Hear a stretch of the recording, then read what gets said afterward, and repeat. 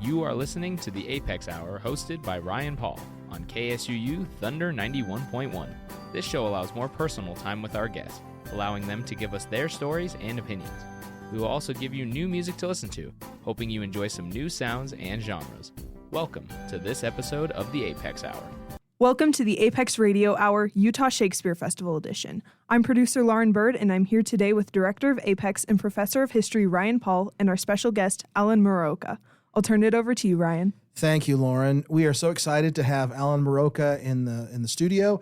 Alan is a award-winning actor, director, writer, and shopkeeper. Fair, absolutely fair. And as my wife and I have talked about multiple times, co-parent to our children. Oh, that's sweet. So thank you for being here. Alan is currently directing one of the musicals here in the 2026 Shakespeare season, Something Rotten, and we'll get into that. And I should explain the co-parent. Alan, for the last almost 30 years. It's been, I'm going into 28th season. year, has been a fixture on a little-known television show called Sesame Street. So he is the owner of the store. That's right, the Hooper store, that's correct. Takeover, So we're excited to talk about that and talk about Shakespeare and you, but I always like to start with a question, kind of a how we get to now question. Sure. So you can talk a little bit about where you grew up and kind of how you decided to do what you do. Fantastic. I grew up in a little town called Mission Hills, which is in Southern California, in the San Fernando Valley. It's a suburb of Los Angeles. And I was a latchkey kid, so I grew up watching TV, watching all of those like 1970s Brady Bunch, Partridge Family. And during that time, I realized that I had this dream of being one of them, being one of the Brady kids, the adopted kid. And so... The new cousin Oliver? I hope not. Those last two seasons were like, they were grasping a little bit. But yes, and I sang with my dad in church, and so I knew I loved singing. And as I got older and older, in junior high school, I started to do... all the plays. I was in the drama club. By high school, I was in musical theater. I did the theater program. I did a folk rock group. So I really knew that it's a place where when I was in it, I loved it. And I was in a really special, happy place. And despite knowing the pitfalls and the lack of employment opportunities, I realized that when I was deciding where I was going to go for college, I was like, I think I want to do theater as a major. And so luckily, UCLA was 45 minutes from my house. And so I told my parents, hey, I think I want to do this. They were, of course, trepidatious and was like, this is a very hard career. We decided on UCLA because if I had to bail out and not be a theater major there was plenty of other opportunities. It's such a big university. And so I went to UCLA, and within the first year, I realized that I was home. This was the right place for me. I started casting shows. Carol Burnett had a musical theater competition that she sponsored. So I auditioned for it my second year of the show, of my sophomore year, and I got in the finals. There were 8 of us, and I didn't win that year, but I was in the finals every year for the next 3 years, and then I finally won it on my third year. I should explain that Carol Burnett, when she went to UCLA, she was very poor, and so she had an anonymous sponsor pay for her tuition all throughout UCLA. And when she became Carol Burnett, the star, she gave back, and that's why she created the musical theater scholarship. But she never found out who that sponsor was? She never did find out who that sponsor was. So what was your second choice? Like if theater hadn't worked out and you're in the broad canvas of UCLA, what would you have done? There was part of me was like, I like animals. Maybe I'll be a veterinarian. Luckily, those were all very weak second choices. So luckily the first choice panned out because I didn't really have a plan B. I didn't have a backup plan really. Lauren, what's your backup plan if mechanical engineering doesn't work out? I haven't gotten that far yet. We'll figure out. So I like to this other question I ask pretty much everybody as well, but because I'm fascinated by it. What did your parents do for a living? Yes. So my mother was a preschool teacher. My dad was a tax assessor for LA County, so he did land taxes and things. And so, yeah. So he tells me this story about when back in the 70s, he had to go out to this place called Spawn Ranch to assess it. And this is where you won't remember, Lauren, but there is a little infamous group called the Manson family that lived at Spawn Ranch.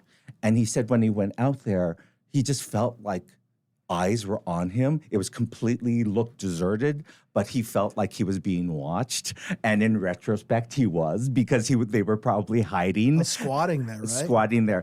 And this is an infamous group that ended up like 3 very, very horrible murders that they did. One of them, an actress called Sharon Tate, and her husband was Roman Polanski, a very famous movie director. So yeah. Wow. I'm sorry I brought that. That felt like what a downer. What suddenly. a world. Sesame Street and tangentially connected to the Manson family. The Manson family. There we go. So what is the first thing you remember wanting to be as a kid? Wanting to be. I think I wanted to be on the Brady Bunch. I wanted to like guest star on that show, or a part of the Partridge Family. Those were sort of my little beacons of light as I was growing up. But I also watched a lot of Warner Brothers cartoons, and that's kind of where I get my humor. That and I Love Lucy episodes. And so, yeah, that was kind of the little inkling, that little spark that I wanted to be that. And so that was my goals, and never got there, but got somewhere else instead. So it's interesting to me that television, which makes sense because I think you and I are probably close to the same age, as 70s kids, but that television is this gateway into acting or being part of that. When does theater come in? Theater didn't really come in until junior high school, when I started to do more plays, and that there were classes. We had a play production class, we had a musical theater class, and that's kind of where I went, oh, this feels right. This is and there was that part of me that always was a director, even back then. I remember one of the things that I pitched and we did in junior high school, there was this Saturday Night Live book that had scripts in it. And so I was like, hey, we're going to do Saturday Night Live for a 45-minute version of it. So we did the Coneheads. We did the Weekend Update News. And it actually turned out really that was like a hit show back then. And so the kids ate it up. I was always at odds with my principal with content sometimes. In high school, I wanted to direct Who's Afraid of Virginia Woolf, pretty heavy subject matter for high school kids. And then I had to have a meeting with my principal. And 30 minutes later, he said yes, because I was so passionate and driven and, about the project. Was it a hit at Mission Hills High? It was a hit. It was a hit at James Monroe High School. Yes, it was. We had a very talented group of kids back then who some of them are still in business now. So, yeah, we did some good work. So Lauren here, sitting next to me, does a pretty fantastic job in preparing notes and things for our guests that come on over the years. Yeah. And she has a note here that I'm interested in that says, started acting at the age of 10 at a movie theater during the intermission of a double feature. Yes. So one of the things that I did, I don't know if you remember the song Candyman from Willy Wonka. Sammy Davis Jr. made it a hit. His only number one hit. Number one hit. And so there was this movie theater in downtown LA that was geared for Japanese movies. I'm sure they played all of those Godzilla movies, but it was a double feature. And so I had a friend who decided that, we should do a little, song and dance in between for the old women, the old Japanese women downtown who wanted to, who were there. And so they came up with this premise of like Candyman as the song. So it was me and 12 teenage girls dancing and singing. And at the height of it, I had all of these hands of hard candy that I threw into the house. So I was pelting old Japanese women with little peppermints and things. It's very surreal when I talk about it now, but at the time it felt really charming and like the right thing to do. And that's a great story. So, thinking about this as a historian, were your parents at all involved in the internment? Absolutely. Of Japanese Americans in World War II? So both of my parents grew up in the Southern California area. And so when World War II began and the internment happened, my dad's side of the family went to a place called Manzanar, which was in Central California, deserty and yet mountainous as well. And so it was freezing in winter and blazing hot in summer. So, conditions could not have been worse. My mom they spent, I think, a couple of months at Santa Anita, which was a racetrack. So they lived in the stalls in the racetrack. And then they moved them to Heart Mountain, Wyoming. So that's where my mom's side of the family spent the internment, which was, I think, 4 years, 4 or 5 years. And just, we did have an internment camp in Utah as well called Topaz up in Delta. And there's a very interesting museum there. The camp, of course, doesn't exist, but the community's put together a really nice museum. Yeah. But interestingly, did they talk about that when you were a kid? Was that informative in their lives? My dad talked about it more than my mom. We went to Manzanar on a vacation to somewhere. We dropped us off, and back then they didn't have the monuments that they have erected now. So really, it was, as we drove in, it was just the guard shack. That was this stone guard shack that was of course, dilapidated and just in terrible shape. And then we drove in, and it was just desert. And my dad pointed to the spot and said, "This is where I lived for 4 years." And, and it was in the upper 90s and windy. And so, wind was blowing. And so dust was getting in our eyes. And that was kind of life for them. So it really did sort of make me, even back then, I think it was 8 or 9, really, really understand sort of what he went through. That's a very interesting story and time. I hadn't thought about that connection before. Yeah. And then they come back and almost live the American dream. Right? Yep.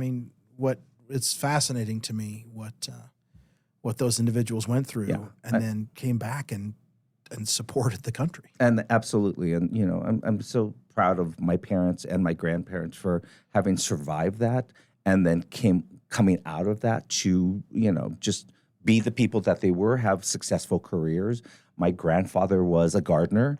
But he was a gardener to the stars, and so he was Bob Hope's gardener, Henry Winkler's gardener, and so that was on my summers I would go and help him, and and I think part of that was part of the starstruck thing as well. We'd go to these mansions, and we never really saw any of those stars, but just that connection and being so close to it really made me go, oh, okay, this is possible. This is a possible future. Which is probably a stellar moment we just had here, that Henry Winkler is mentioned in the same sentence as Bob Hope. Probably doesn't happen that often. No disrespect to either one. Absolutely. But, so college, you go to theater. When does it kind of click for you? My first year, I knew I got cast in a show. And it's called Land of the Dragon and my director was our children's theater director, Patricia Harder. And she taught me so much. And it was based on this Chinese folktale, and so the whole thing was sort of Chinese opera based, and I knew nothing about that. And so she taught me this style of theater that also had a lot of comedy in it, and so it was very physical, very stylized, and that was my first show at UCLA, and it kind of put me on the map there. It did very well. I was one of the comic characters in the show, and it landed really well. And so from there, UCLA's theater department did not have a musical theater department within it at that time. So I had to go over to the music department to do musicals. And so I auditioned, and I got in one. And that's when I found out about the Carol Burnett Awards. And here's my little OCD confession. I didn't really know a lot of musicals at that time, but UCLA had a pretty extensive music library. So on my off time, I would go, and I went from A to Z. I started with A Chorus Line to Zorba, and I listened to every musical cast album that they had at UCLA. And then that set me up then when I auditioned for the Carol Burnett Awards. I had all of this material to choose from. And so it was this really great sort of education that I gave myself, because I was determined to get into the Burnett's and to win the Burnett's, and that's how I did it. Were they on vinyl? It's just like a stack of records. Absolutely on and you vinyl. just pull the record out and set the big old Absolutely on headphones vinyl. on? Yes, and ironically, the first thing I did was a song from She Loves Me. That got me into the finals. So here we are. Full circle. It's not my show, but it's in the season. So yes. So interesting when you're not having much musical experience, and you had this. You start with A and go to Z. Were there any shows that really popped for you that really said, "Oh, there's something here other than just this slog of Broadway musicals"? Sure. I knew that I had this passion for it as well, and so I was lucky enough that my parents supported that as well. And so I remember going to see A Chorus Line, like one of the first national tours of Chorus Line. I remember seeing Evita when it was in Los Angeles. So they were very supportive in making sure that I got an education. And then they became musical theater lovers as well because of it. But if it wasn't for me, I don't think they ever would have gone to a live theater performance. Huh. Interestingly, Michael Barr, who's the executive producer, we're friends. He has a very not as similar to be in a show, but grew up in this small rural Utah town and discovered the cast album of Pippin. Yes. And he tells this story of listening to Pippin on the record player with his big headphones and just kind of following this path as well. So, and you have been on Broadway. Yes. Multiple times. 7 times. Yes. 7 times. Yeah. So how was that experience? It's what you hope it would. It's both a great dream and then a hard reality of like, oh, I'm here. Oh, it's 8 shows a week, right? Oh, it's 6 days of my life. And so the reality is it's hard to do, especially if you have a lead role. You spend your entire time then trying to maintain your health, maintain your fitness, to be able to do that. You become an athlete, really. And so I learned that very quickly that, oh, this is not just I've arrived. Now there's more work to be done. So, but it was the greatest thing ever. And it brought me lifelong friends. It brought me professional connections that, I use to this day. One of the actors in Something Rotten, he and I shared a dressing room at Aladdin. And so during this was before the pandemic, and during the pandemic, he moved and his family moved back to Dallas, where he grew up. And so I was like, oh, he might be available for this show. And lo and behold, he is. And so this is our first time back together since our time on Broadway. So, but this time you don't share a dressing room. This time we do not share a dressing room.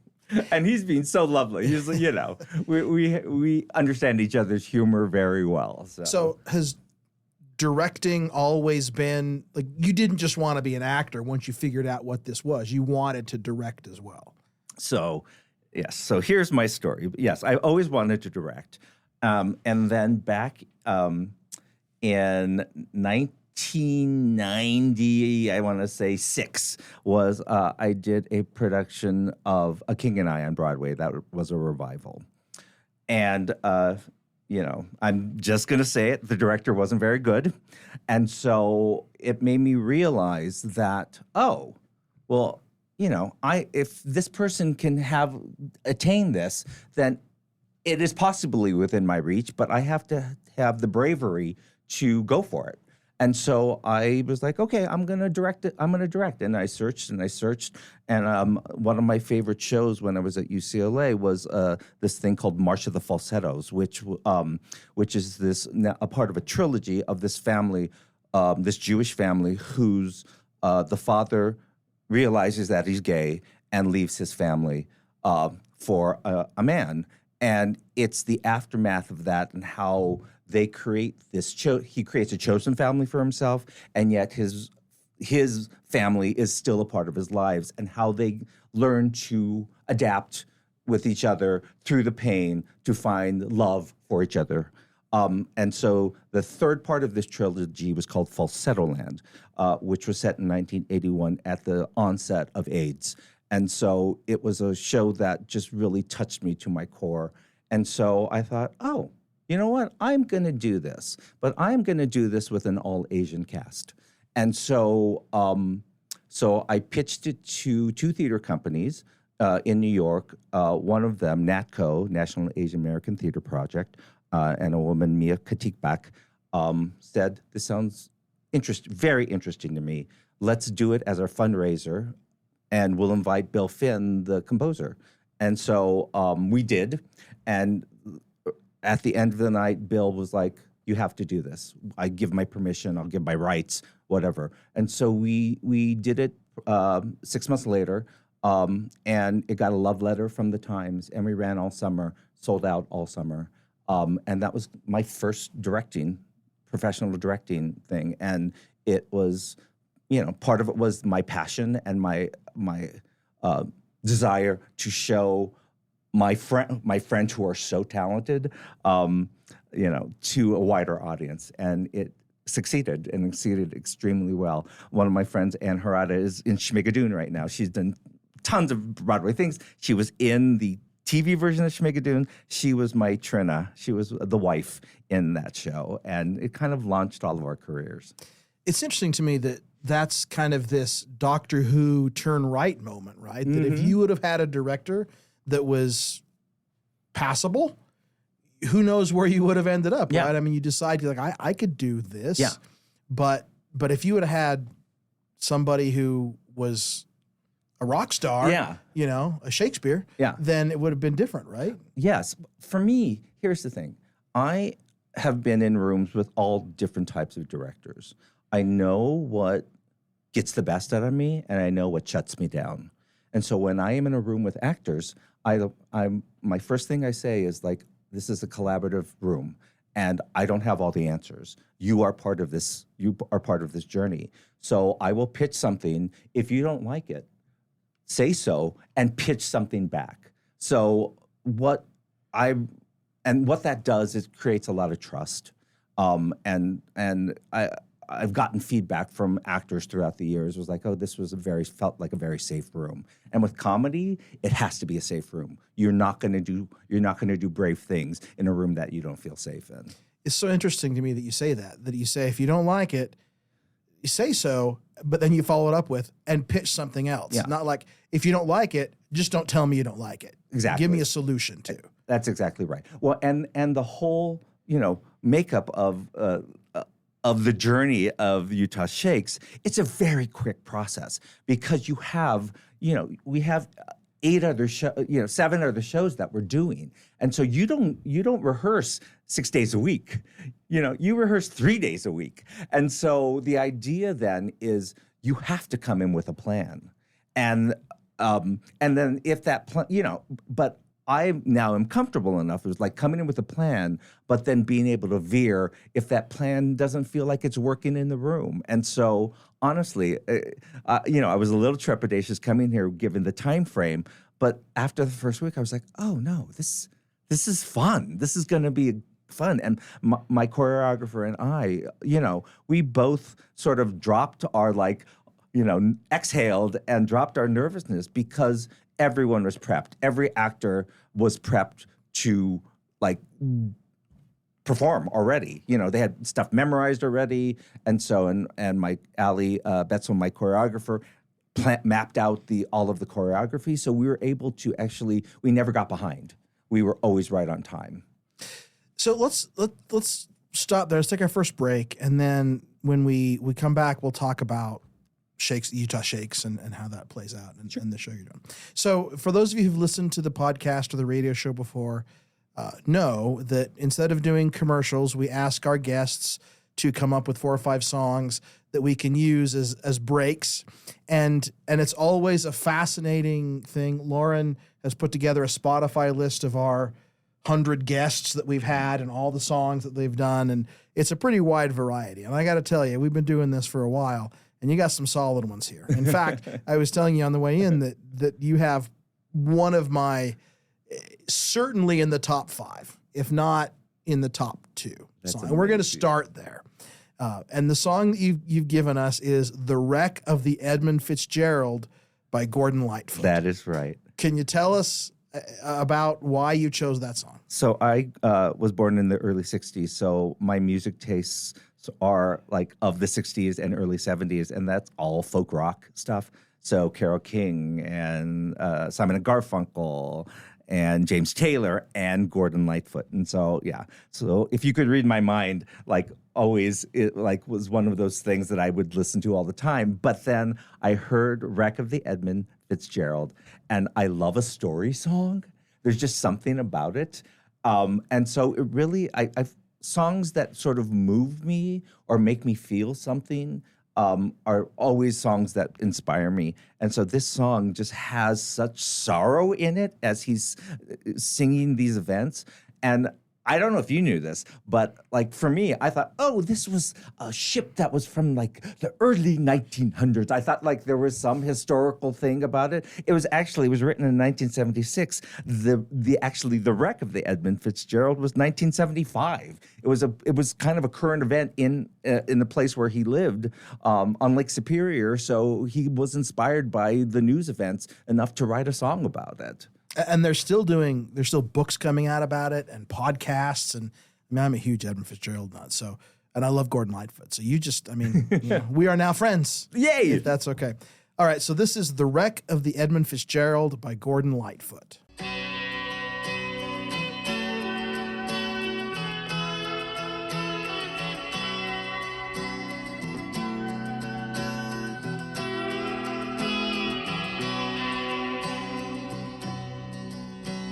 The legend lives on from the Chippewa on down to the big lake they call Gitchagumi.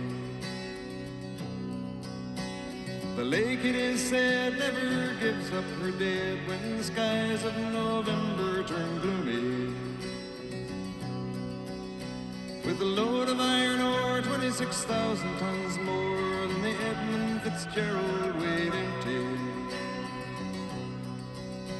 That good ship and true was a bone to be chewed when the gales of November came early. The ship was the pride of the American side, coming back from some mill in Wisconsin. As the big freighters go, it was bigger than most, with a crew and good captain well seasoned, concluding some terms with a couple of steel firms when they left fully loaded for Cleveland. Then later that night when the ship's bell rang, could it be the north wind they'd been feeling?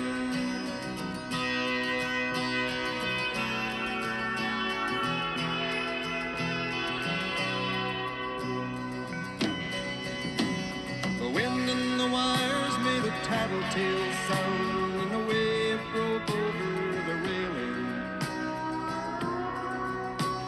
And every man knew, as the captain did too, 'twas the witch of November come stealing. The dawn came late and the breakfast had to wait when the gales of November came slashing.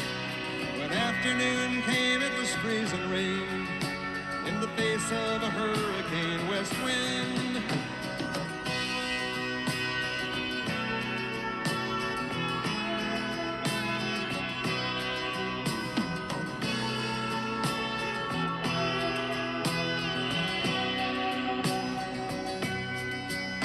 When supper time came, the old cook came on deck saying, fellas, it's too rough to feed you. At 7 p.m. a main hatchway caved in. He said, fellas, it's been good to know ya. The captain wired in, he had water coming in, and the good ship and crew was in peril. And later that night, when his lights went out of sight, came the wreck of the Edmund Fitzgerald.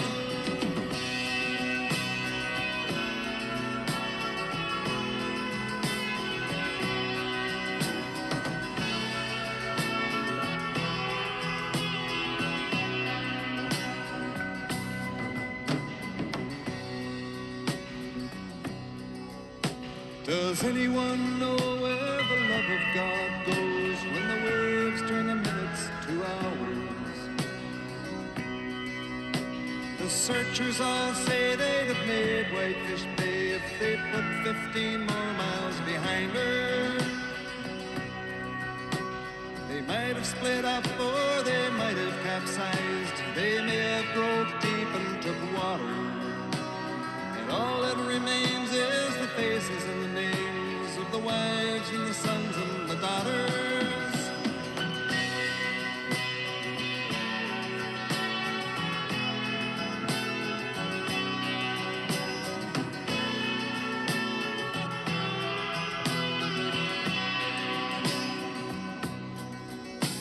Lake Huron rolls, Superior sings in the rooms of her ice water mansion.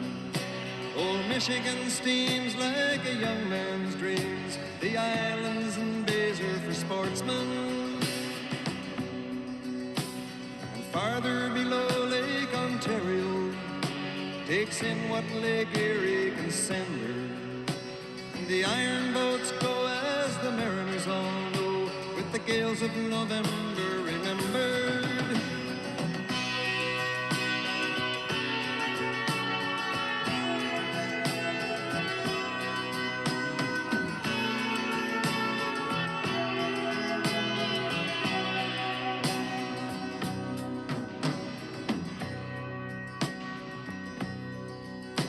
In a musty old hall in Detroit, they prayed in the Maritime Sailors' Cathedral. The church bell chimed till it rang 29 times for each man on the Edmund Fitzgerald.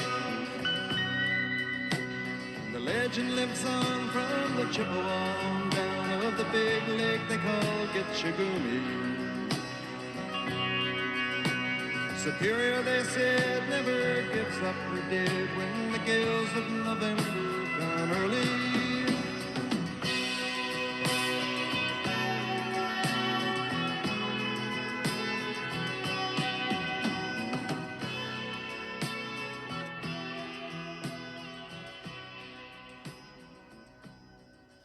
That was The Wreck of the Edmund Fitzgerald by Gordon Lightfoot. You're listening to the Apex Radio Hour Utah Shakespeare Festival edition. I'll turn it back to you, Ryan. Thank you. I will also tell you, I think this has that song has one of the best lines that, does anyone know where the love of God goes when the waves turn the minutes to hours?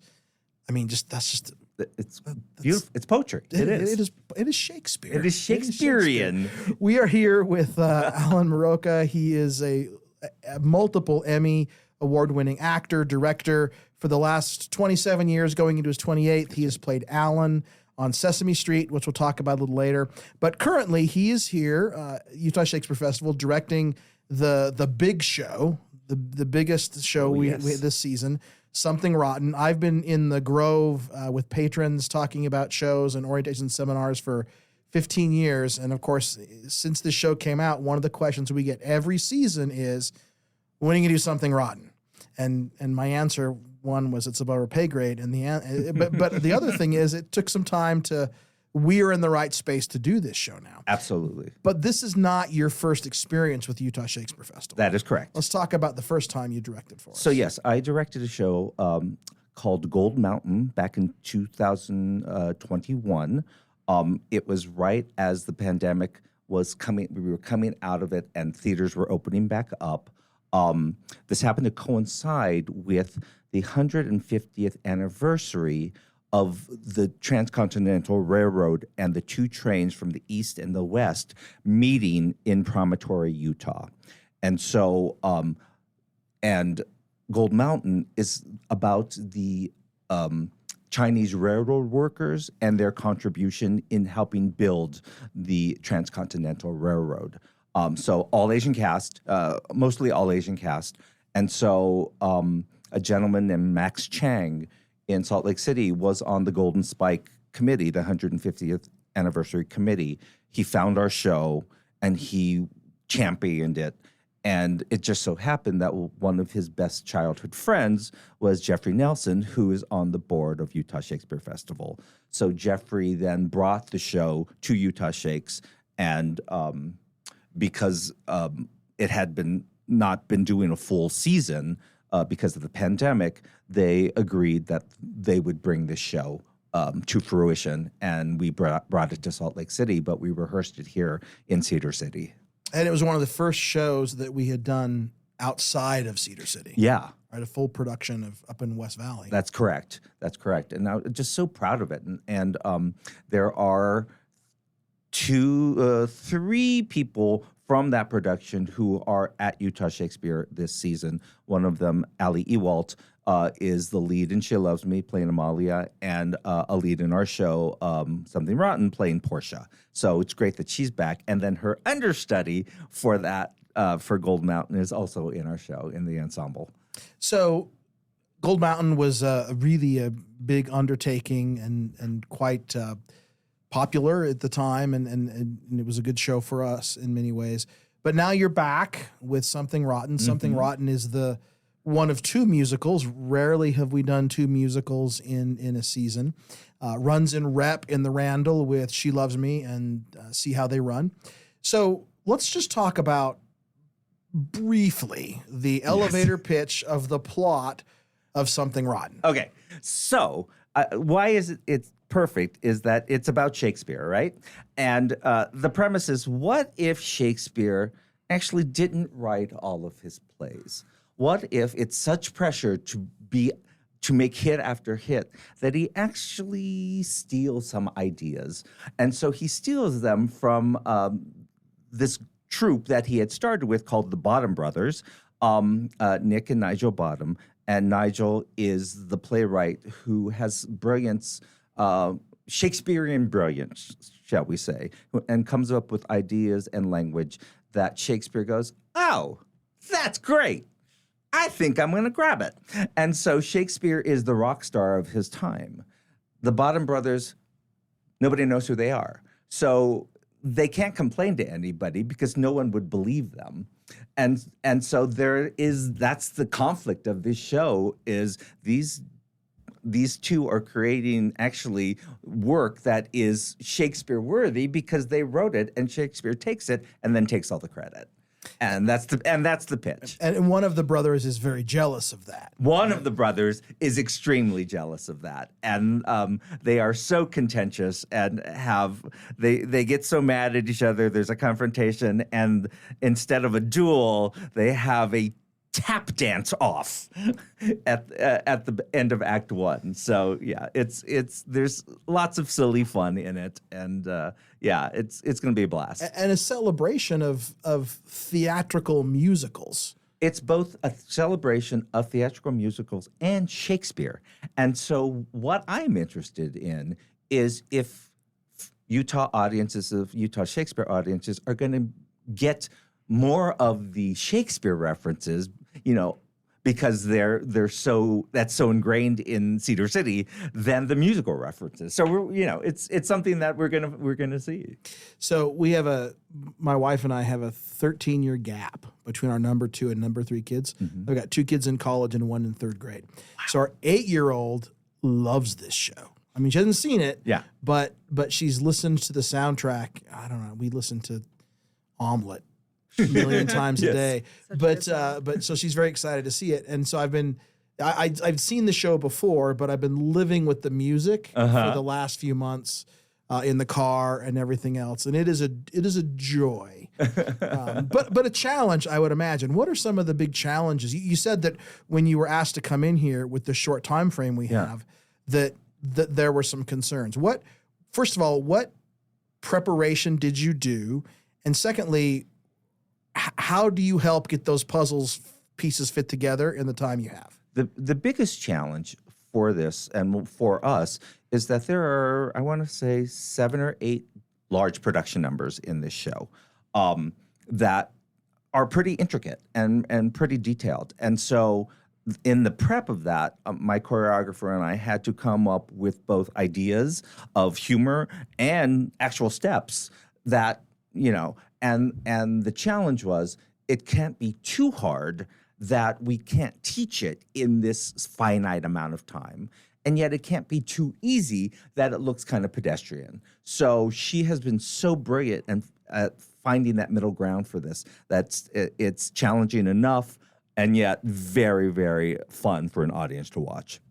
And so, that was probably our biggest challenge was the time frame element of it. And then, so I had to go through the whole show. I mean, literally had to block every moment of the show, again, to bring in and say, this is what I have.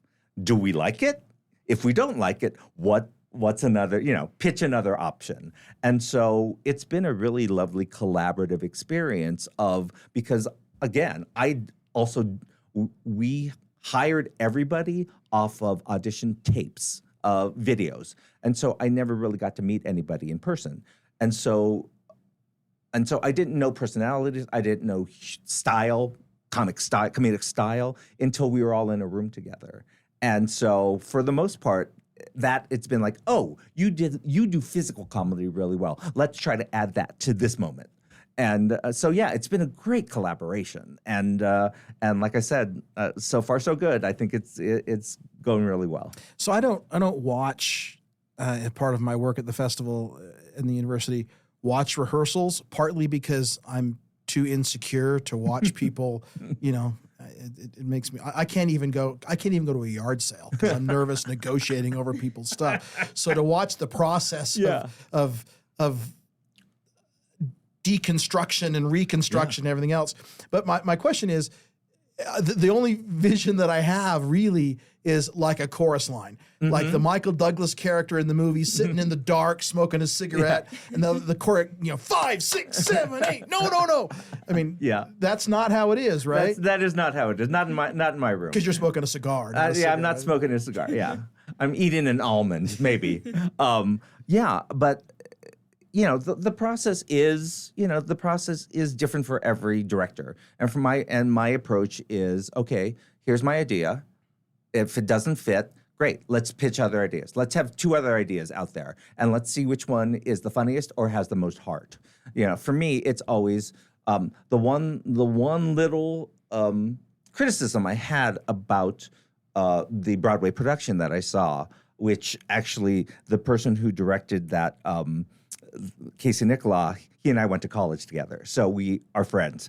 And so the one thing I thought was missing was the heart of the show, because they were stretching so hard for the comedy. And so in this production, the idea is we have found more moments of heart. We have found my approach to the Shakespeare is when Nigel writes something. So Nigel writes the to be or not to be speech in this version of the show. And so the note was, when we read this, it's transformative for you as an actor. You know that you're reading something that is going to last for the ages. And so we have moments like that were not a part of the Broadway show. And I hope that resonates with people, because I feel like it really is important to then. It's not only a love letter to musicals, but it is a love letter to Shakespeare and the craft of Shakespeare as well. I think it's interesting that you think about the idea of have that heart and transformation. And what I thought about when you said that is, have you seen Operation Mincemeat? Yes. So that the Dear Bill song, Yes. where they're it transitions from talking about Bill to talking about Tom, and if you're not, it's like, wait a minute, did that just happen? And you see the people. I mean, that is what lands that moment, right? This connection, and all of a sudden, without needing to understand, spelled out the backstory of that character, everything becomes so much more present.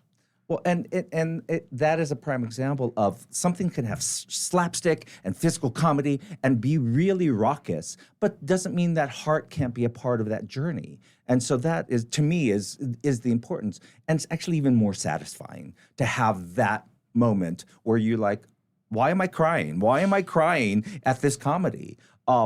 It's just more, that journey is much more fulfilling for me. So when you get this, like in this case, like Something Rotten that you're directing that has been done before on Broadway and other regional things, do you go back to like Broadway cast recordings to listen to the music? Absolutely. Do you talk to your friend who directed it before? Or do you just say, I need to start this in my own world right now? I definitely go back to the cast recording. That sort of the Bible, right? And the script is, those two things are the Bible of it. And then you go, okay, this is what I remember when I saw it back, however many years ago. What can we do that's different sometimes? And how can we add more humor to this moment, or how can we add more heart to this moment? And we have found several things that I think the audiences are really going to pick up on, which is great. So I think it's interesting that you talk about that specifically with our audiences, because in the past when we've done shows that everyone thinks they know or love, and they see it and they say, well, that's not, or they just had listened to it in the recording and they say, well, that's not how I pictured it. Right. How do you get over that idea? Do you just say, I'm not going to worry about that, and just give people what is going to be beautiful to them? You have to stay true to the vision that you are trying to create. And the wonderful thing is then pitching the idea then to the actors, and then see that light bulb go off for each of them of like, oh yeah, this is good. This is the journey that I want to take. The gentleman who's playing Nigel, Jason Rex, I think had seen versions of it where Nigel is just very quirky and nerdy and nebbishy, and that was all he was throughout the entire show. And so, and then for me, I was like, Jason, I think there's more in here. Like, he discovers his first love in this, and then he loses her. So the sorrow that you have that then inspires the writing of Hamlet, that pain has to drive everything. And once you have your voice that Portia has given you, then you become a different person. And so for me, and that easily could be played for comedy and keep him nebbishy and with a funny voice, but it's not as impactful as you're following his heart journey through this show because of that lost love. Yeah, and one of the things I like about, or that I find interesting in this show, is the idea that as you say, it is a love letter often to the words of Shakespeare, right? I mean, there's this whole idea of cultural canon that what if Shakespeare really wasn't that good of a guy? Like, what if he's, like, I keep thinking back to that, I don't know if you've ever seen the David Tennant Doctor Who episode where they meet Shakespeare, right? No. And he tells this companion, Martha, now be very careful what you say here.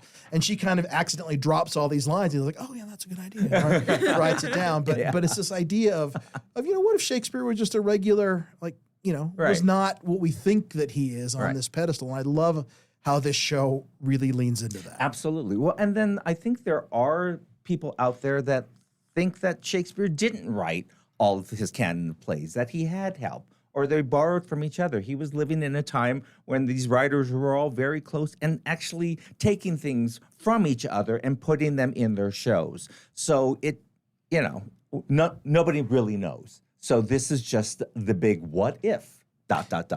Just like nobody really knows why the Edmund Fitzgerald sank. Exactly. So I think I always, when I talk to people about this, and I'm not a Shakespeare scholar, but I am a believer in the thing that I like about Shakespeare scholarship now is that we're finding out he was much more collaborative than we like to think that he was. And for some people, that's like, how dare you, But to me, it's like, no, that shows the power of the human spirit, that these guys sat in a tavern and talked about things and worked together. And it was a community of artists that saw success could work for one person rises, other people will as well. And as an American, as a historian, I think that's the great lesson of history, right? That we do better together than we do individually. Well, and I for research, I read this book called Will in the World. And in it, there's a moment where when he arrives in the city, where Shakespeare finally arrives in London, he goes to see a show. And he is smitten with the language and how the language is, is being portrayed. And then he has this aha moment of, a soliloquy. I could create something poetic of somebody having a monologue, right? And when he starts it, it's not great. But by the time he gets to his later plays, he has really created something beautiful. And around the time that Hamlet is written, he writes Hamlet, he's sort of mastered it. And so that was very interesting to me, that he actually, the inspiration for that was seeing somebody else's play and the idea of language and how language can draw you in. So so we try to use that as well within our show. And it's like the idea of giving Shakespeare even the grace to be Shakespeare, right? That I always talk about when I teach history of rock and roll, that when Elvis walks into the studio for the first time, he's not Elvis Presley. He's Elvis Presley, but not the Elvis Presley, right? I mean, and there's not like one recording and then he becomes Elvis. It's like there's, we think there's A and then B, but what we don't realize is there's A1, A2, A3, A4, A5 before we get to B. And I think Shakespeare is that same way, that we, not everything he wrote was, well, quite frankly, was good. Yeah. Right. And I think this play really communicates that in a beautifully wonderful fashion. And the one thing that we are trying to lean into a little bit of, it's the pressure of fame as well for Shakespeare, that there is an undercurrent of fear of failure, that he's not going to be able to live up to this next play. And he doesn't have that great idea yet until he hears omelet. And I guess I should explain to readers is that the reason why we have a whole egg theme in Something Rotten is because Nick, in his desperation, Nick Bottom goes to a soothsayer, and the soothsayer is Nostradamus's cousin. So it's one removed. And so Nostradamus is telling him things that he's kind of half hearing, half getting right, half getting wrong. So instead of Hamlet, he thinks that the great piece of art is going to be omelet. And so that is why then the Bottom brothers create an entire musical based on eggs. And that is the premise. Which is also why, by design, it's running in rep with Hamlet in the English Theater. Exactly right. That's exactly right. So, Lauren understands that pressure of fame, being our top engineering student here and all those people trying to, calculate faster. So let's move to our next song here. This is a song you chose called Stick Season by Noah Kahan. Noah Kahan. Noah Kahan. Yes. Yeah, Noah Kahan. So, I'm sorry. So why did you choose this one? So because of my love of folk music, any time there's a new artist that feels like they're living in that world, I get completely drawn to them. And so this was 2022. Saturday Night Live has just started live performances again with audiences. And Noah Kahan was one of the guest artists in one of those first shows when we were coming back from the pandemic. And I think he sang Stick Season. And I just fell in love with the fact that it felt very folk to me. And yet it was then complicated by his life and his existence, growing up in New England, having problems with drugs, with alcohol, not being able to hang on to relationships, and taking ownership of all of that in these songs, and yet yearning for connection still was something that really drew me. My husband grew up in Maine, and so a lot of these songs are all in the Maine area or in the drive from I-95 up into Maine. So it's all of these places that I recognized and have heard of. And so that's the other thing that really I responded to, was the idea of like, oh, yeah, I know all these places. I know this, I don't know this dude so much because I'm not somebody who who hangs out in bars and does a little bit too much, whatever. But it resonated with me. The hope, the idea of the longing of hope still and of that search for love is the thing that really I really responded to. Okay. This is Stick Season by Noah Kahan.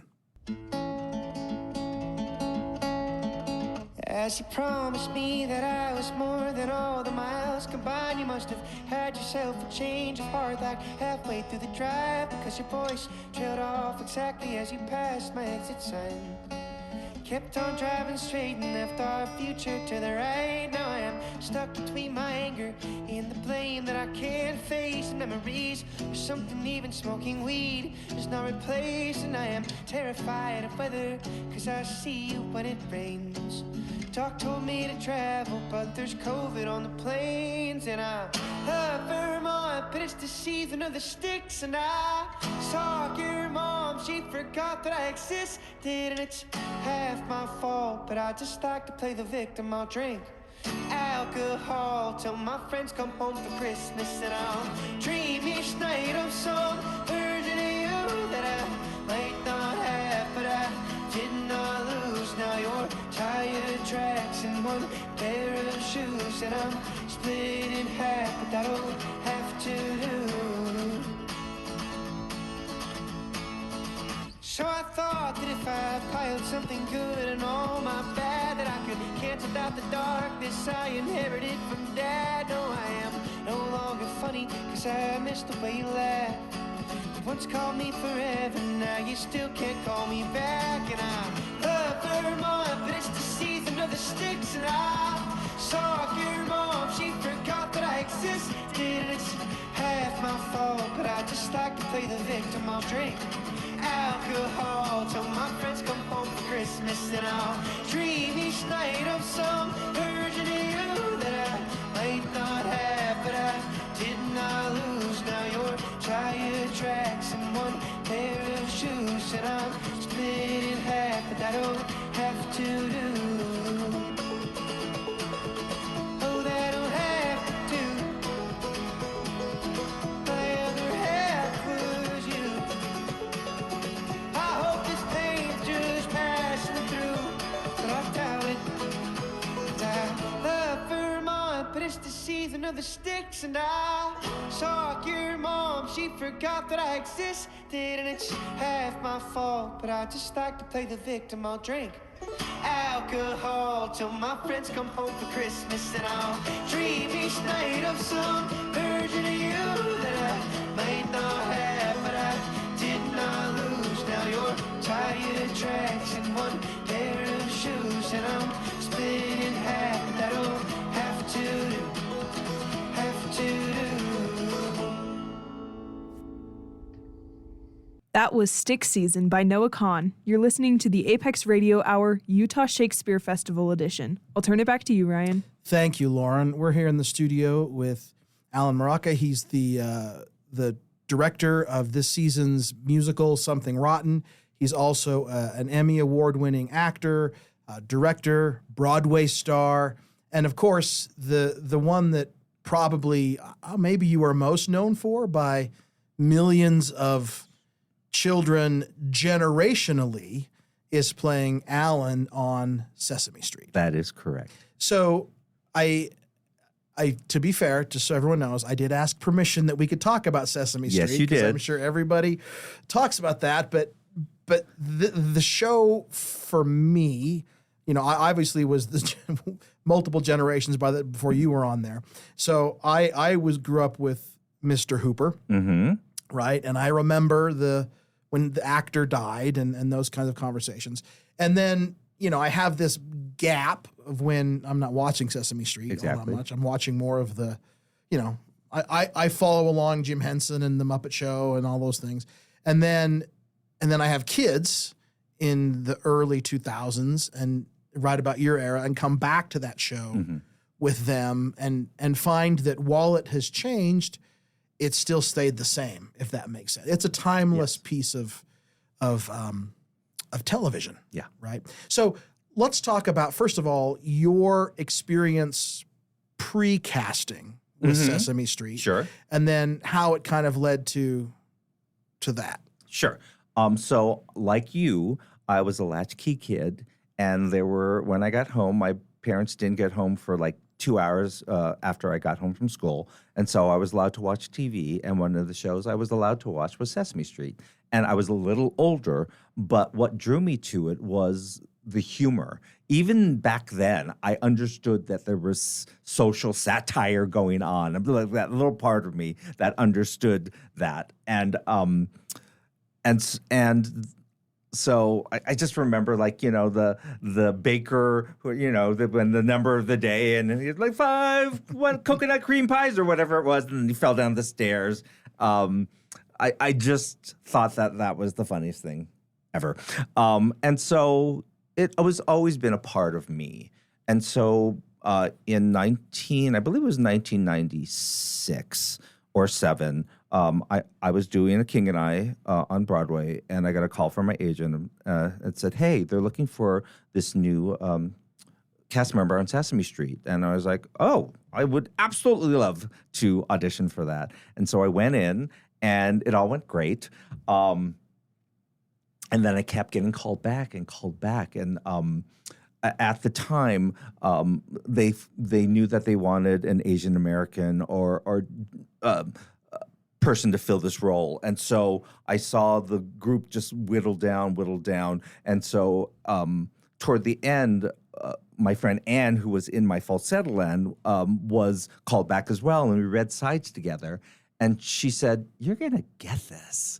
And I went, you know, I might. And the reason I said that was because I knew sort of the things that they needed.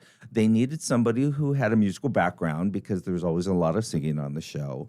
And I knew that they needed a warm presence. And that was something that I always got feedback from every casting director that I walked in and did shows for, was like, you have this natural warmth, and that just brings people into you. And so I brought that to the show, and then lo and behold, I got it. And you know, greatest day of my life was walking on set for the first time, and then meeting all of the, number one, the human cast who I grew up with. So Bob and Maria and Gordon and Emilio and Linda. All of those people were such a part of my childhood that I already felt at home. And then the Muppets, all of the Muppeteers, like, came up at a break and then got in a huge line and just was like, hi, welcome. Like, just, you know, just being really silly, but also then being very welcoming as well. And so I think it probably took 2 weeks before I was like, oh no, this feels right. So in the audition process, sorry, I didn't mean to. No, not at all. In the audition process, when do the Muppets get involved? Great question. So for my very last, I went in 4 times. The very last time I had to improv with Telly Monster, who is this kind of, for those of you who don't know, he's kind of this very nervous, anxious, I would say, if you know who John Lovitz is, it's John Lovitz in felt form. And so we had this improv where I was going to make him something at Hooper's store. And the thing about improv is, one of the cardinal rules is never negate. You always say yes and. So the first thing that happens is we start the start the ad-libbing, and I say, "Hey, Telly, would you like a peanut butter and jelly sandwich?" And he said, "No." And I'm like, yeah, the part of me was like, wait, that's not in the rule book. Wait, and flop sweat, right, started happening. But I got my way out of it. We finished the scene, and as I walked out, I was like, that was weird. And then I realized, oh, he did that on purpose, because when you have a kid on set, you never know what they're going to do. You can't ever be, they sometimes won't follow a script. They will forget their lines. And so you have to deal with that so you don't ruin the take. And so I think that was conscious on their part, on the Telly Monster's part, to make sure that I was able to easily work my way out of that situation. And lo and behold, I did. And lo and behold, I got the job. So thankfully for all of us. So you talk about meeting the OG cast. I mean, some had passed away, obviously. Yeah. But what about like Carol Spinney? Yes. Like, what about the Big Bird, Oscar the Grouch? I mean, this guy had been around since. I mean, he was really the OG. Yes. He everyone treated him with such respect, and he loved being there. His warmth was genuine. My favorite story about Carol is that after I'd filmed my very first episode, it was going to be the premiere episode of the season to start season 30 of the show.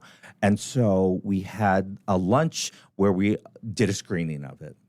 And Carol was sitting in front of me. And in this episode, there's a Bird Katir meeting that I throw at Hooper's store.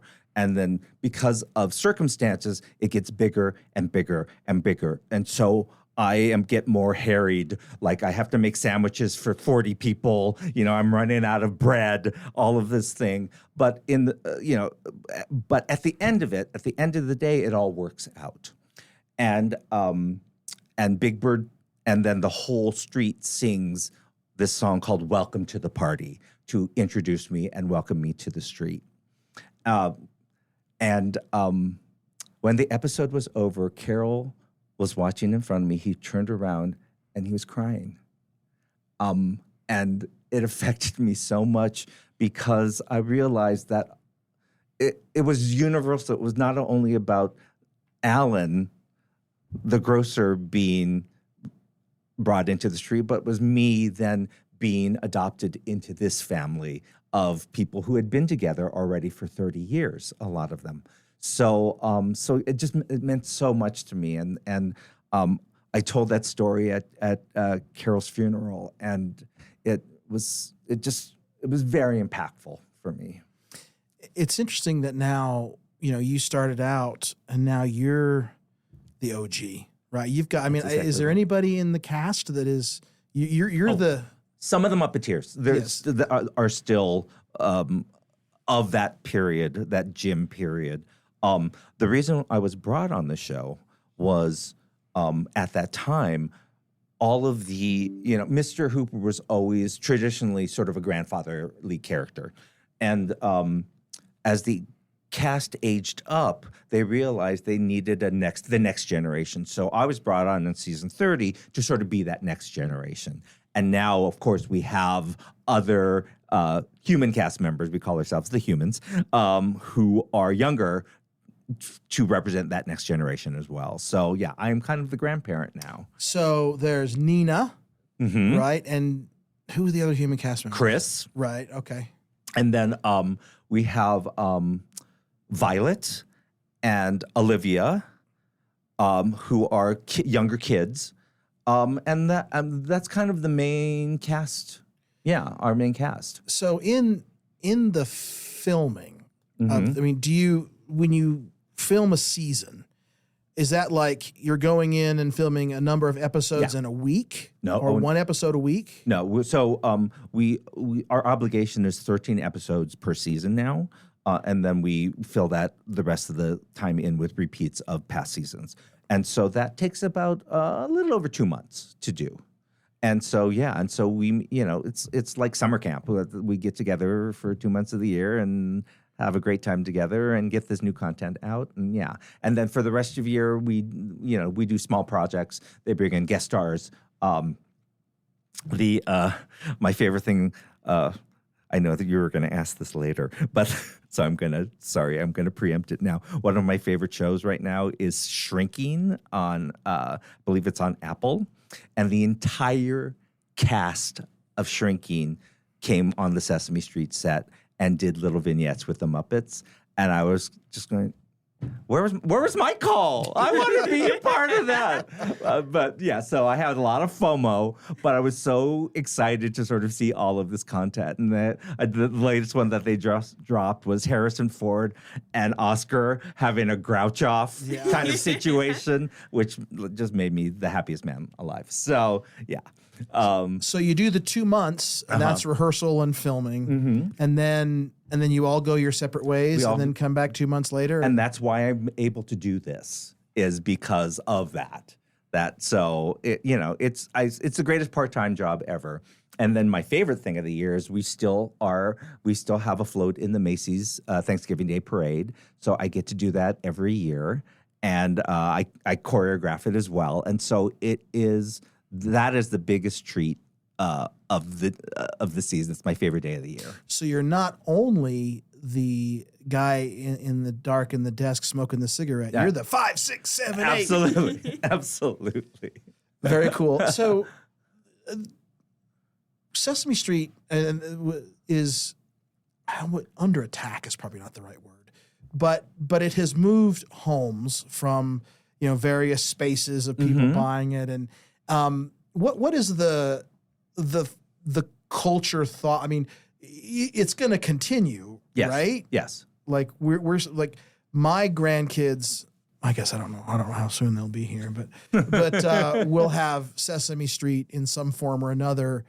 I know there was a big deal when it shifted to, I think, Netflix or Apple TV. It went to HBO, right? But what people don't realize is that it will always be on PBS. So there will always be availability of free content on because all of these things are streaming platforms that cost, right? But we will always have a presence on PBS, which is free. So anybody has access to it. It's just that with the streaming services, they get it, I think it's 6 months before PBS does. So the content's still out there for access, but it's just a timing issue now. And now we just started our new home is at Netflix. Yeah. And it's season.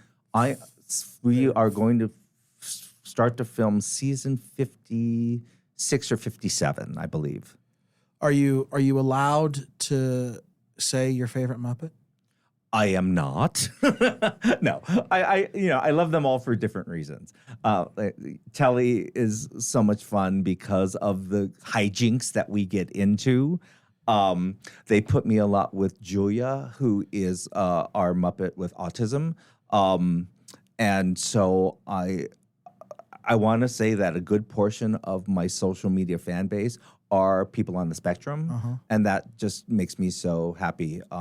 I had a father stop me on a train and just told me how much it meant to him that there was Julia was a part of our show.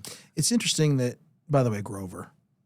That's my yeah. That's your favorite. Since I was a kid from the very beginning. Absolutely. I am a fanboy. Absolutely. In fact, in my office, and Lauren will attest to this, I have a Alex Ross drawing of Super Grover. Yes. And because I'm a big Alex. So what are the aspects of Grover that appeal to you?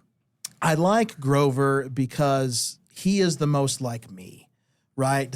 That I'm sometimes loud, sometimes I speak without talking, but I think I'm a good guy. Sometimes I always wanted to be a superhero, but at the end of the day, I think I sometimes go over the top because I think I'm doing the right thing, but it's not out of malice. It's just out of like, hey, let's do this, and also sometimes the overlookedness type thing, and I grew up with the monster at the end of the book. Oh, absolutely, and that very much is my story, right? This idea of don't do this, and then realize, well, wait a minute, So Grover to me fantastic. is always I've always been a Grover guy. That's beautiful. Always. What about you, Lauren? Yeah, Lauren.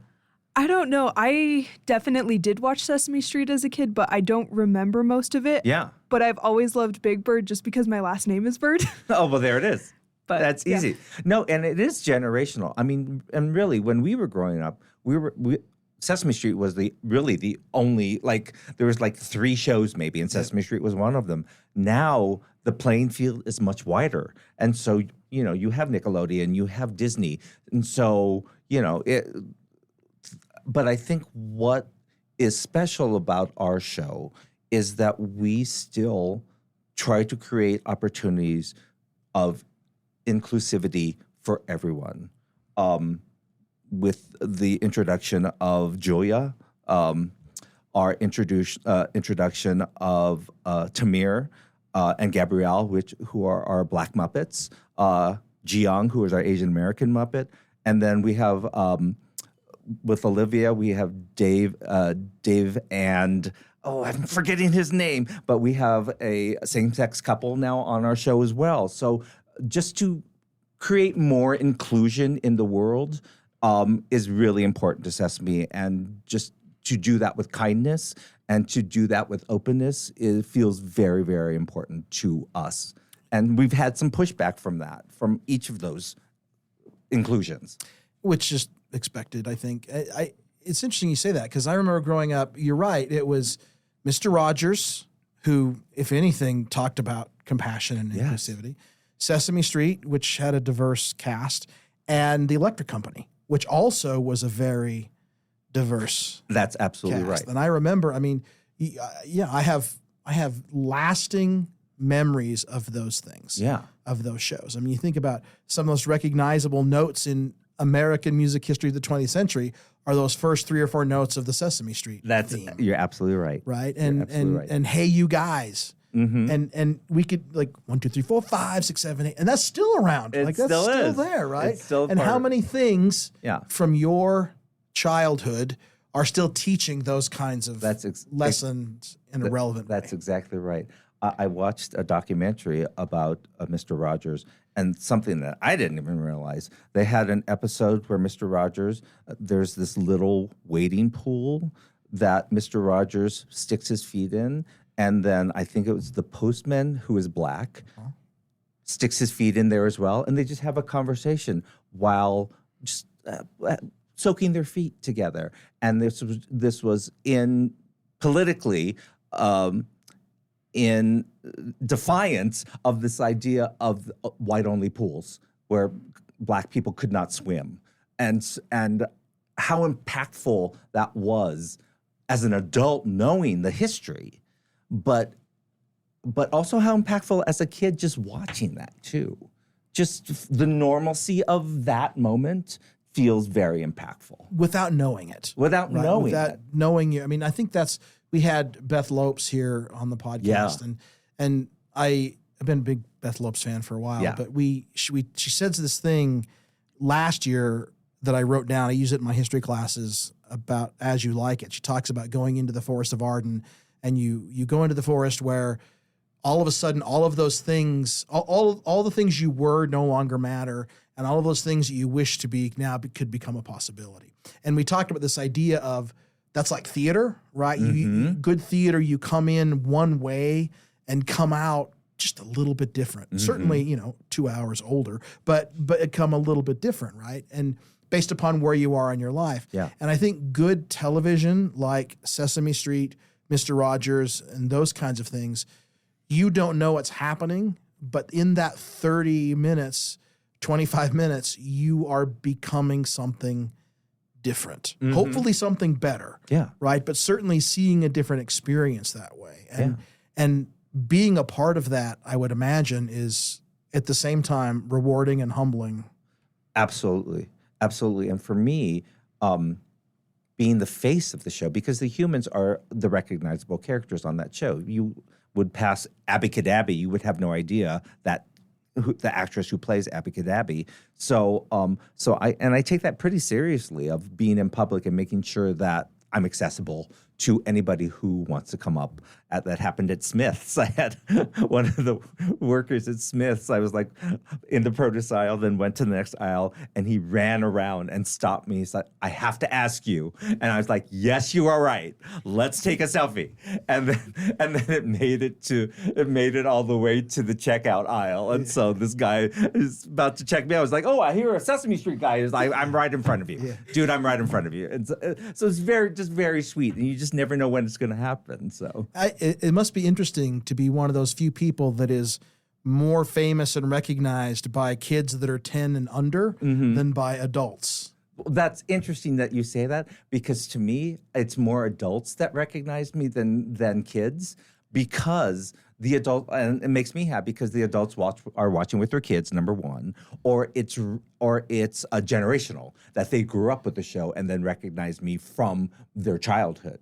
Like I have had many a time where a parent is like pushing their child in front of me, and the kid has stranger danger like written on their faces, and because it's weird for somebody younger, like that box of the TV is a magical place. And so to see somebody in public that you recognize from that, it's a little disconcerting to them. So, and it's probably the parent that wants to use their kid as the gateway to meeting you. That's exactly right. So I will always offer a selfie opportunity for both child and for parents. So because of that. I did tell Alan on the way in that my daughter, Marina, Marina, she's a huge fanboy of his in the show. And I was like, she's down for a little bit. And I should have brought her in. But so Next time.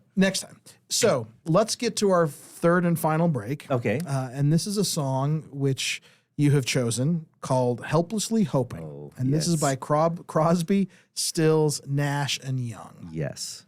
What do you got to say about this? Well, when I was in high school, I was in a folk rock group, and my best friends, we called ourselves the Fearsome Foursome. We were all in this folk rock group together, and so we sang a lot of tight harmonied stuff, and the people that we always veered back to was Crosby, Stills, Nash, and Young.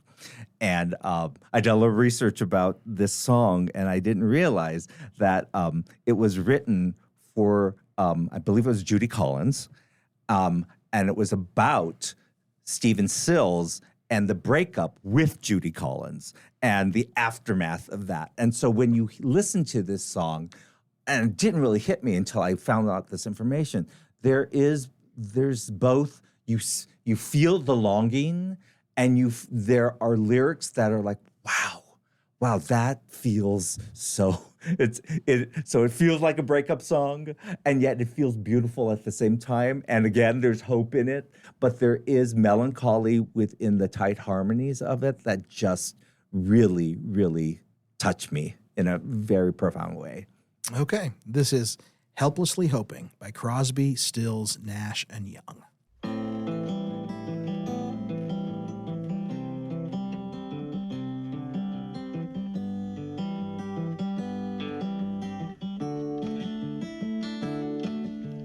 Helplessly hoping her harlequin, others nearby, awaiting a word,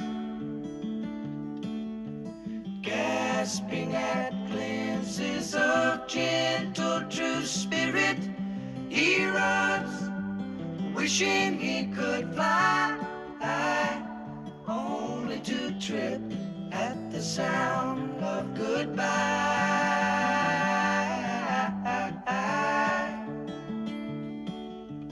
Wordlessly watching, he waits by the window and wonders at the empty place inside.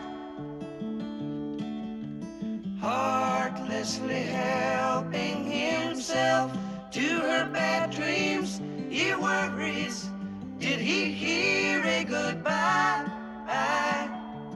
Or even hello?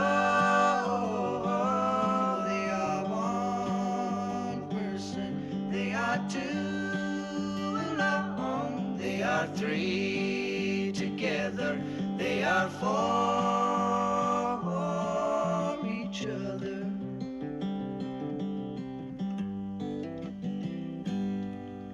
Stand by the stairway, you'll see something certain to tell you.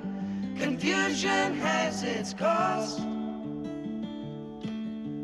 Love isn't lying, it's loose in a lady who lingers, saying she is lost and choking on hello.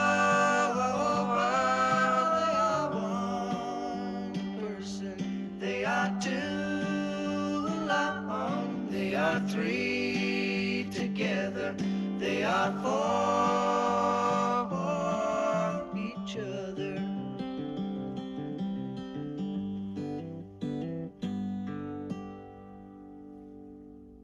That was Helplessly Hoping by Crosby, Stills, Nash, and Young. You're listening to the Apex Radio Hour Utah Shakespeare Festival edition. I'll turn it back to you, Ryan. Thank you, Lauren. We are here in the studio with Alan Muraoka. He's the director of Something Rotten in this season's Shakespeare season, and also an Emmy Award-winning actor, director, and of course, Alan on Sesame Street. What did you play in your folk group?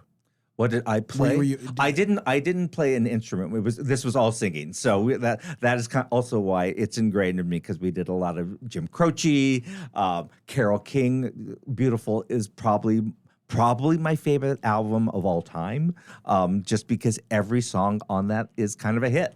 Yeah. So, and they created a Broadway musical out of it. So I wasn't the only one. But yeah, so that is sort of my love of folk music, sort of came from our folk rock group. Very, very cool. Well, thank you for having our conversation with us today. As those of you who've listened to us before know, that one of the questions we always ask at the end is what's bringing us joy. So I'll start with you, Alan Muraoka. What are you currently watching, reading, listening to, or playing that is bringing you joy? Like I said, Shrinking is probably one of my favorite shows. What I love about it is that it is a comedy, and very much like I'm trying my approach to Something Rotten, that has so much heart that you end up crying within the half hour that you're watching this comedy. So you're laughing at 1 minute and then you're crying in the next, and that's kind of stuff that really I just love. And the other things that I'm loving right now is that, because I'm in Cedar City, and because I'm so concentrated on the show, that I'm not really watching a lot of television. So I'm going back to reading books, and I got a Cedar City library card, and so one of the things that I just finished reading was it's a novel that have at home that I've tried to start twice and then have put it down. I finally finished it. It's called A Gentleman in Moscow, and it was a beautiful book. So I'm mostly glad I finished it finally. And then the other book that I really love is Will in the World. Just learning more about Shakespeare and his journey, and how really, like, even though it kind of is a biography, nobody really knows. Like, there are so many question marks because there's so many holes within the story because of when, like, there had to be documentation, and sometimes there wasn't documentation. So people just have theories rather than actual facts about it. So is A Gentleman in Moscow the one where he's in, like, the department store, or he's like at a hotel? He lives in a hotel because that's where he has been sequestered to. And so, yes, and he starts as a guest and ends up working there. I'm not going to give too much away. Isn't there's a miniseries? There's a miniseries with Kenneth Branagh that was just, I think, 2 or 3 years ago about the book. So, yeah. Very cool. So, okay, add that to your list, Lauren. Will do. Yeah. All right, Lauren Bird, what are you currently watching, reading, listening to, or playing that is bringing you joy? So since it's a family favorite, and I read that, Alan, you were in it, we rewatched last night my mom's favorite movie, It Could Happen to You. And it's just such a cute movie. What? I love it every time. What? Yeah, oh my goodness. Yes, I had one line that they overdubbed. So if you watch it too carefully, my mouth doesn't match what I'm saying. So yeah, but we just always love rewatching it. I love that. Yeah. What about you, Ryan? What are you currently watching, reading, listening to, or playing that's bringing you joy? So I am going to do my host prerogative. None of those things, but what I am watching, many things are bringing me joy. But I was up in Salt Lake yesterday at one of the previews for the new Museum of Utah.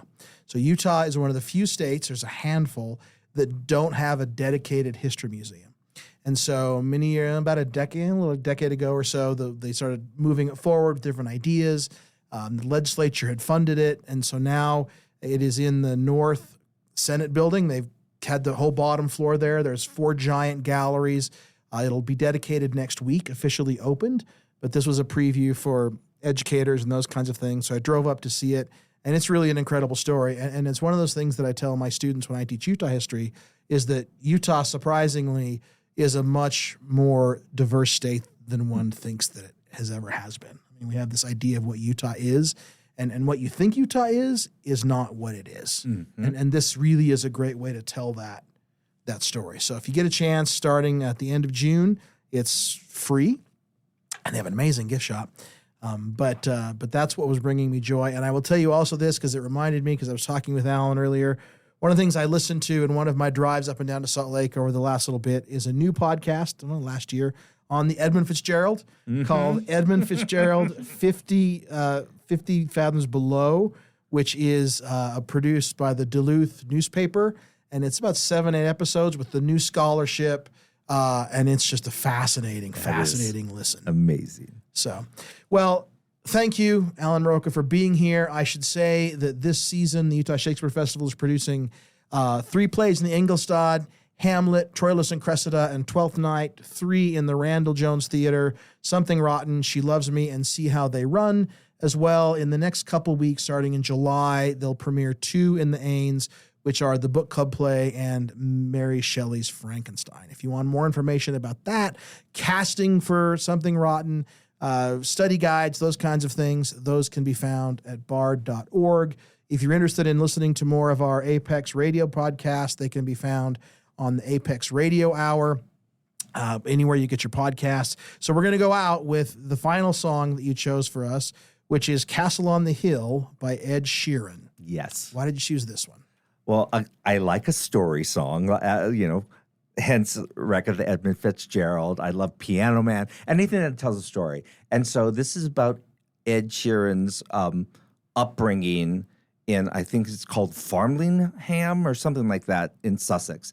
And it talks about his relationship with the people that he grew up with, this tight-knit group of friends that now that they're grown up, things have changed, things have evolved, people have come in and out of his lives.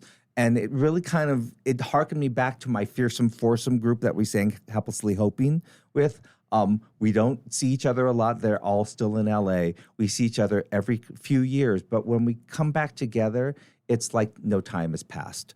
And so it really brings my heart joy when I hear it. And for whatever reason, when he starts talking about his friends and where they are now, I start to cry. And I think it's because of my age as well. I'm getting very introspective in my old age. And this is just a song that just has so much heart in it. Okay. Thank you, Alan. Thank you, Lauren. We're going to go out with The Castle on the Hill by Ed Sheeran. And in the words of the great American poet Bill Withers, I wish you well.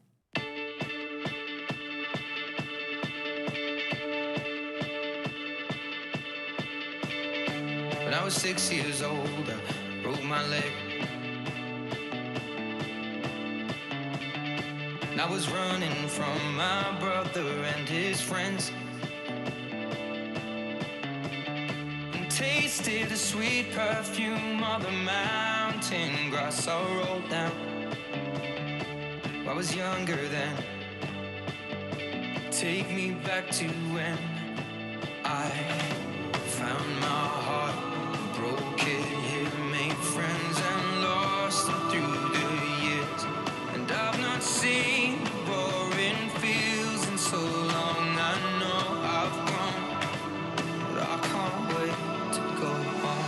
I'm on my way, driving at 90 down those country lanes, singing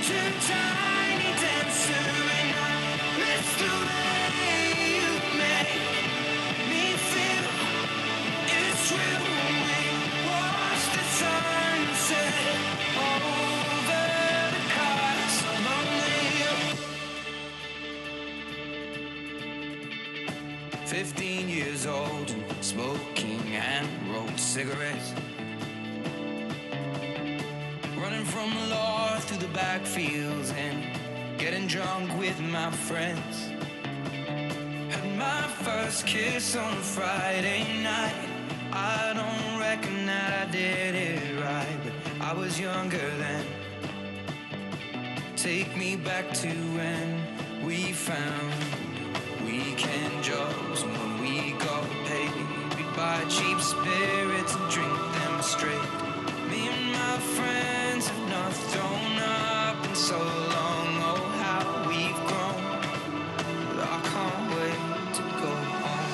I'm on my way, driving at 90 down the country lane, singing to Tiny Dancer, and I miss the way you make me feel. It's real when we watch the sunset over the castle on the hill. Over the castle on the hill. Over the castle on the hill.